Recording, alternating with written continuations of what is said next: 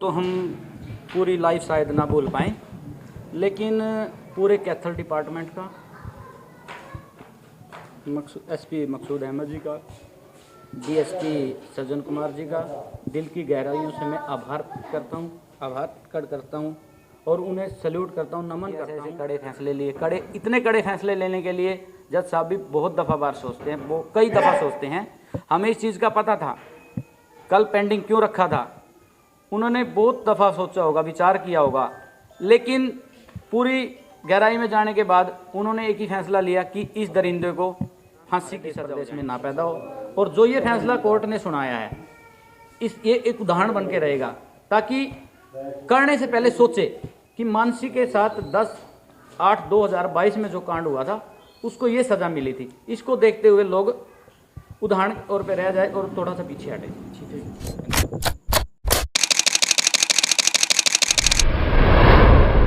Jassi media group देख रहे सारे दर्शकों को नमस्कार, सत श्री अकाल।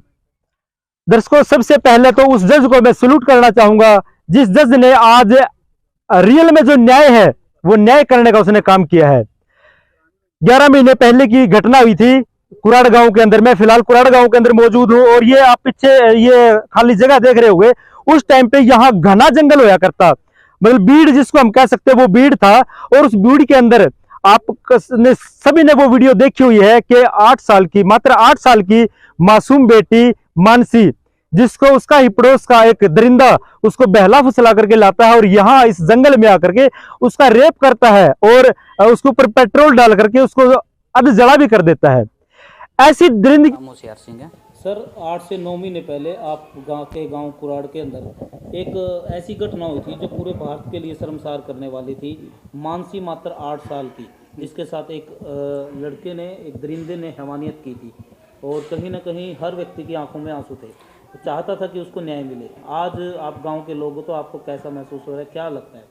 देखिए, जो ये 8/10/2022 का वाक़या था वो हमारे लिए बहुत ही बुरा दिन था, शब्दों में हम बयान नहीं कर सकते। हमारे अंदर इतनी दुविधा थी बहुत ज़्यादा, उसको तो हम पूरी लाइफ शायद ना बोल पाएँ, लेकिन पूरे कैथल डिपार्टमेंट का, एसपी मकसूद अहमद जी का, डीएसपी सज्जन कुमार जी का दिल की गहराइयों से मैं आभार प्रकट करता हूँ और उन्हें सैल्यूट करता हूँ, नमन करता हूँ, जो इतने कम दिनों में, समथिंग 5 दिन में 400 पेज का जो चालान था कैथल पुलिस ने कोर्ट में पेश कर दिया था। और उसके बाद जो श्रेय पूरे गांव को जाता है, गाम राम ने हमारा बहुत बढ़ चढ़ के भाग लिया इस चीज़ में, उसको फांसी दिलाने तक का काम जो किया है। जैसे कि कहीं की भी बात करके लेके चले हम, सुजुम्मा की, कुराड़ की या मटोर की, बहुत तादाद में उन्होंने कैंडल मार्च निकाले, रोष प्रकट किया, सेंट्रल गवर्नमेंट तक, हरियाणा सरकार तक उन्होंने ये बात भेजी। और रहेगी बात, ये फांसी की सज़ा एक ऐसा संदेश कैथल न्याय ने दिया है, आने वाले भविष्य में ऐसे राक्षस प्रवृत्ति का कोई भी इस देश प्रदेश में पैदा ना हो और ना ही ऐसी कोई सोच लेके चले। ठीक है, इस फैसले से बहुत अच्छा एक संदेश जाता है, ताकि उदाहरण हम कभी पेश कर सकें कि 8/10/2022 में जो मानसी के साथ हुआ था, उस मंजर को याद करते हुए कोई इस रास्ते पे ना जाए। और मैं ज़्यादा ना कहते हुए एक ही चीज़ बोलूँगा, खुशी तो हम आज के दिन को नहीं कह सकते, जो इस परिवार को दुख हुआ था उसमें जो थोड़ी सी कमी, मरहम थोड़ा सा लगाने का काम कर सकता है। क्या गुजरी होगी उस माँ बाप पे जिसने अपनी 7 साल की बच्ची के साथ ऐसा दुष्कर्म करते हुए देखा है। लेकिन कानून की जो चक्की है, चलती तो धीरे है पर पिसाई वो बहुत बारीकी से करती है। और मैं तो खुरानिया वकील एडवोकेट जी का, जय भगवान गोयल जी का दिल की गहराइयों से, गगनदीप कौर जस्टिस का, जज साहब का दिल की गहराइयों से नमन करता हूँ, स्वागत करता हूँ और उनको सैल्यूट करता हूँ कि ऐसे कड़े फैसले लिए। इतने कड़े फैसले लेने के लिए जज साहब भी बहुत दफ़ा बार सोचते हैं, वो कई दफ़ा सोचते हैं। हमें इस चीज़ का पता था, कल पेंडिंग क्यों रखा था, उन्होंने बहुत दफ़ा सोचा होगा, विचार किया होगा, लेकिन पूरी गहराई में जाने के बाद उन्होंने एक ही फैसला लिया कि इस दरिंदे को फांसी की सज़ा हो जानी चाहिए, और फांसी की सज़ा से भी अगर कोई परे सज़ा है वो भी देने के लिए गगनदीप कौर जी तैयार थी। मैं ज़्यादा ना कहते हुए अपनी वाणी को विराम देता। सर एक बड़ी बात, जैसे आपने कहा था भाई गगनदीप जी ने मतलब फैसला सुना है, तो कितने दिनों से जैसे ये तफ्तीश है, जांच है, वो आप घर तक भी पहुंच रही थी और आप भी जा रहे थे? देखिए, हर तारीख पे हम यही उम्मीद लेके निकलते थे घर से कि आज फांसी की सज़ा मुकर्रर हो जाए, आज फांसी की सज़ा मुकर्रर हो जाए, लेकिन समय चलता गया, डेट बढ़ती गई, और वो जो 20, 30, 50, 37 गवाह थे, उन्होंने भी बड़े दिल से गवाही दी, सबका उनका आभार व्यक्त है। तो कभी ऐसा भी समय आया था भाई काफ़ी लंबा समय हो चुका है भाई, अब क्या पता भाई ये जो मुजलिम है ये उम्मीद टूट गई? देखो, उम्मीद टूटने की बात जो मेरे जैसा ग्रामीण तक है, जिसको नहीं समझ है, वो इस चीज़ को समझता था कि पुराना फैसला हो गया, कुछ बातें हमें सुनने में आई थी, वो हम कह भी नहीं सकते, लेकिन वो ऐसा कुछ नहीं था।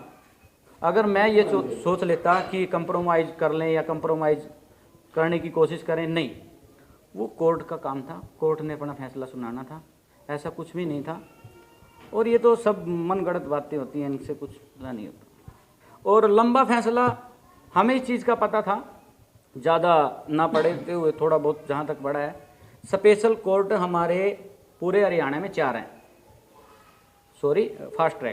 फास्ट ट्रैक में अगर केस चला जाता तो उसके लिए हमें अम्बाड़ा जाना पड़ता, पंचकूला जाना पड़ता, या हिसार, या फिर शायद सिरसा में। ये स्पेशल कोर्ट का जो टाइमिंग है समथिंग 1 साल का है, और कोर्ट के अकॉर्डिंग लगभग 1 महीना पहले फैसला कोर्ट ने सुना दिया।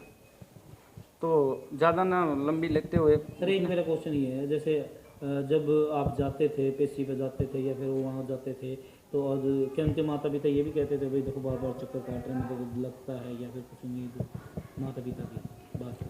माता पिता का जहाँ तक है, मेरे को नहीं लगता कि ऐसा कुछ था। जैसे अगर अंडरग्राउंड कुछ होगा उनके मनो दिमाग में या कुछ चल रहा होगा, वो तो या तो वो जाने या परमात्मा जाने। उम्मीद उनकी टूटी हो, उम्मीद बंदी हो, ये बात। देखो, इसके बारे में हम कुछ नहीं कह सकते। तो आज गांव वालों की तरफ से आप क्या मतलब मैसेज देना चाहोगे, वो दरिंदे जो इस प्रकार की दरिंदगी करते हैं लगातार? देखिए, मैं तो एक ही संदेश देना चाहता हूँ, ऐसे राक्षस प्रवृत्ति का इंसान इस देश प्रदेश में ना ही पैदा हो तो अच्छा है।